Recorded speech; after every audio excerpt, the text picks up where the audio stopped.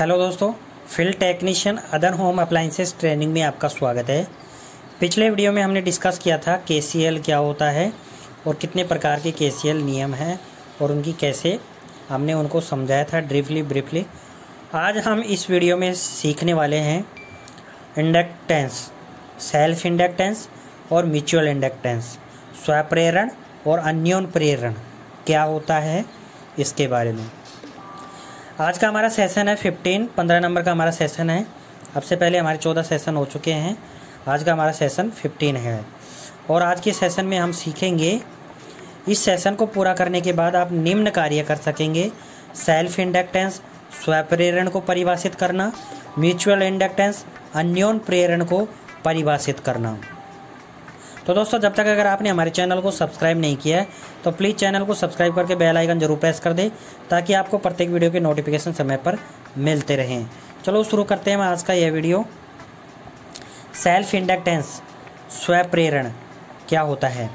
किसी कुंडली में धारा परिवर्तन के कारण प्रेरित विद्युत वाहक बल उत्पन्न हो जाता है।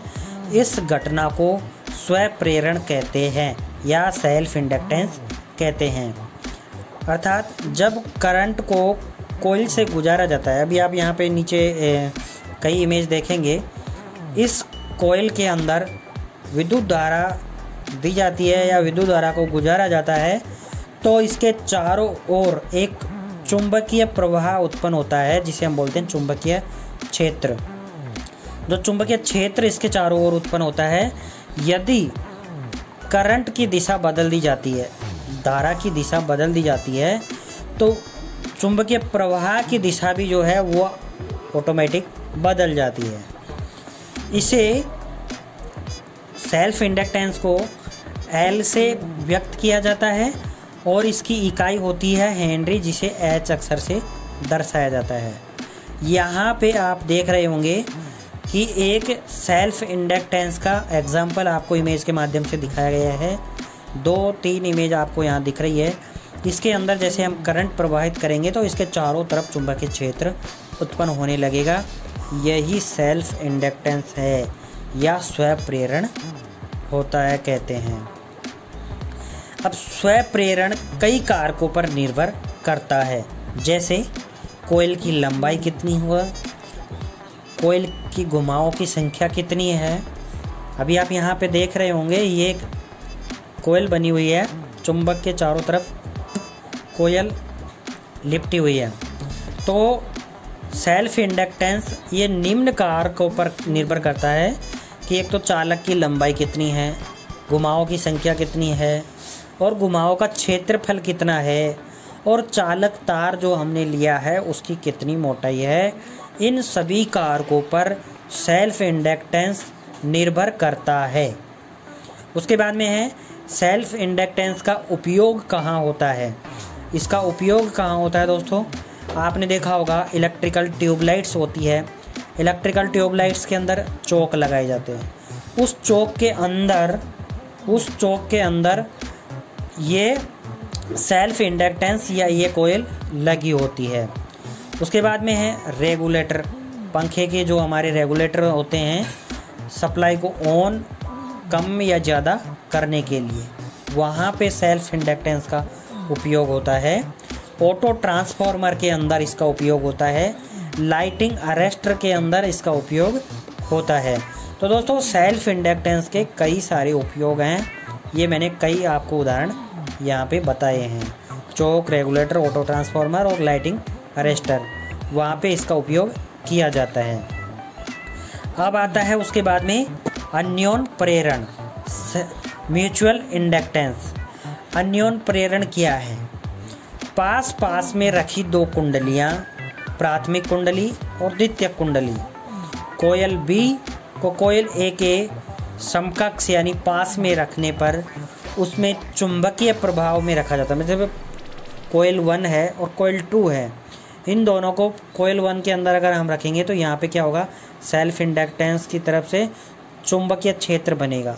अब उस चुंबकीय क्षेत्र के अंदर कुंडली बी को हम यहाँ रखेंगे तो ये क्या करेगा कि कुंडली बी के साथ में चुंबकीय क्षेत्र लिंक करेगा मतलब कि प्राथमिक कुंडली से द्वितीयक कुंडली में जाएगा ईएमएफ। तो इसी घटना को हम अन्योन्य प्रेरण या म्यूचुअल इंडक्टेंस कहते हैं। इसे म्यूचुअल इंडक्टेंस को एम से व्यक्त किया जाता है और इसकी भी इकाई हेनरी होती है और उसे एच अक्षर से दर्शाया जाता है, कैपिटल एस से। तो दोस्तों अगर हम बात करें म्यूचुअल इंडक्टेंस की, तो यहाँ पे आपके सामने दो कॉइल दिखाई दे रही है, प्राथमिक कुंडली और द्वितीयक कुंडली। प्राथमिक कुंडली क्या है? जिसके अंदर हमने वोल्टेज स्रोत से सप्लाई दी हुई है। तो यहाँ से आई धारा बह रही है इसके अंदर, और जैसे ही इसके कॉइल के चारों तरफ चुंबकीय क्षेत्र बनेगा तो वो ही चुंबकीय क्षेत्र इस कुंडली बी के साथ में लिंक करेगा। जैसे कि इसका उदाहरण मैंने आपको यहाँ बताया है कि ट्रांसफार्मर जो होता है, ट्रांसफार्मर कोई भी इलेक्ट्रिकल कनेक्शन उसके अंदर प्राइमरी वाइंडिंग से सेकेंडरी वाइंडिंग के अंदर नहीं होते हैं, केवल चुंबकीय क्षेत्र के ऊपर निर्भर करता है। और प्राइमरी वाइंडिंग से सेकेंडरी वाइंडिंग के अंदर जो फ्लक्स जाता है वो चुंबकीय रेखाओं के थ्रू जाता है, चुंबकीय बल रेखाओं के थ्रू जाता है। इसीलिए ये ट्रांसफार्मर अन्योन्य प्रेरण के सिद्धांत पर काम करता है। अगर हम बात करें ऑटो ट्रांसफार्मर की, तो उसके अंदर एक ही कॉइल होती है, इसलिए वो सेल्फ इंडक्टेंस के सिद्धांत पर कार्य करता है। अब हम इसके कई कारकों पर डिस्कस करते हैं कि अन्योन्य प्रेरण कई कारकों पर निर्भर करता है, जैसे कि कॉइल की लंबाई, मैंने आपको बताया था सेल्फ इंडक्टेंस भी इस पर निर्भर करता है।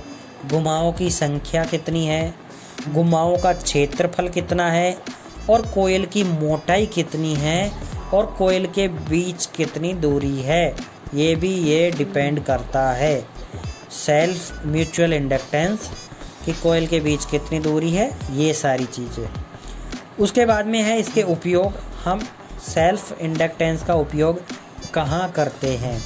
तो दोस्तों इसका उपयोग ज़्यादातर ट्रांसफार्मर के अंदर, ऑटोमोबाइल का इग्निशन कॉइल बनाने के अंदर, वहाँ पे हम इस प्रकार की कॉइल इस्तेमाल या इस प्रकार के अन्योन्य प्रेरण सिद्धांत को वहाँ पे उपयोग करते हैं। अभी आप यहाँ पे एक एग्जांपल के थ्रू देख रहे होंगे कि प्राइमरी वाइंडिंग लेफ़्ट साइड और राइट साइड सेकेंडरी वाइंडिंग, और ये बीच में ट्रांसफार्मर की कोर है। इस पर पहले लिंब पर और दूसरे लिंब पर, पहले लिंब पर प्राइमरी वाइंडिंग लिपटी हुई है, दूसरे लिंब पर सेकेंडरी वाइंडिंग लिपटी हुई है। प्राइमरी वाइंडिंग पे टर्न की संख्या ज़्यादा है, सेकेंडरी वाइंडिंग में टर्न्स की संख्या, घुमावों की संख्या कम है। इसका मतलब है कि ये जो ट्रांसफार्मर है ये विद्युत को स्टेप डाउन कर रहा है, मतलब ज़्यादा विद्युत आ रही है उसको कम बना के हमें दे रहा है, ज़्यादा वोल्टेज आ रहा है उसको कम वोल्टेज करके हमें दे रहा है। तो इस प्रकार के उपयोग हम ट्रांसफार्मर में करते हैं। आपको समझ में आ गया होगा म्यूचुअल इंडक्टेंस किसे कहते हैं, क्या होता है और किन किन कारकों पर निर्भर करता है और इसका उपयोग कहाँ किया जाता है। तो दोस्तों आई थिंक आपको ये वीडियो पसंद आया होगा। अगर हमारा ये वीडियो आपको पसंद आया है तो प्लीज़ हमारे इस वीडियो को लाइक करें, शेयर करें, और अगर आप चैनल पर पहली बार आए हैं तो चैनल को सब्सक्राइब करके बेल आइकन ज़रूर प्रेस कर लें। मिलते हैं आपको अगले वीडियो के साथ, तब तक के लिए जय हिंद, जय भारत।